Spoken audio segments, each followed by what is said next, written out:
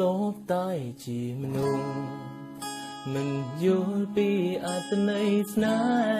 ហ៍ពេលមានអូនក្បែរបងមិនចេញថែរាំងសា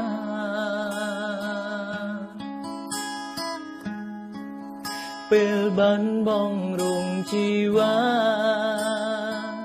เติมបងដឹងថារួងអូនពិនមានដំឡៃ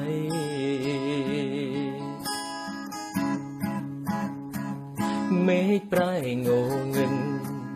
ក្នុងចិនកាន់តែគិនច្រានដំណងភ្លៀងផ្ដើមឲ្យបងកាន់តែនឹងអូនស្ដាប់ទឹកភ្លៀងអងរួនបេងដូងថាបានមើលថែអូនតែគ្រប់យ៉ាងត្រឹមជាក្តីស្រមៃ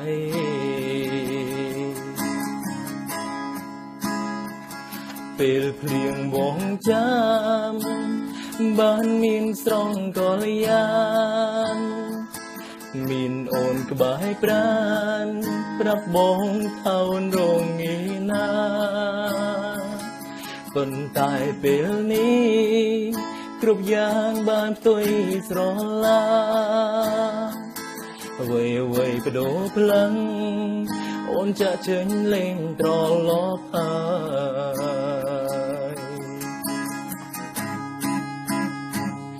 មេឃកំពុងភ្លៀងអើយអូនណៃតើរងាទេគ្មានបងនៅក្បែរតើមានមេរងាទេថ្លៃបងសែនបារម្ភចង់ដឹងតើនាងណាមួយដែលមើលថែស្រីសងសាចឹងម្នាក់នេះបារម្ភថ្លៃពីចង់ងាយអូនរងាខ្លាំងទេនៅពេលដែលគ្មានបងនៅក្បែរបើអ្នកមើលទីគេនៅពេលដែលអូនឈឺម្ដ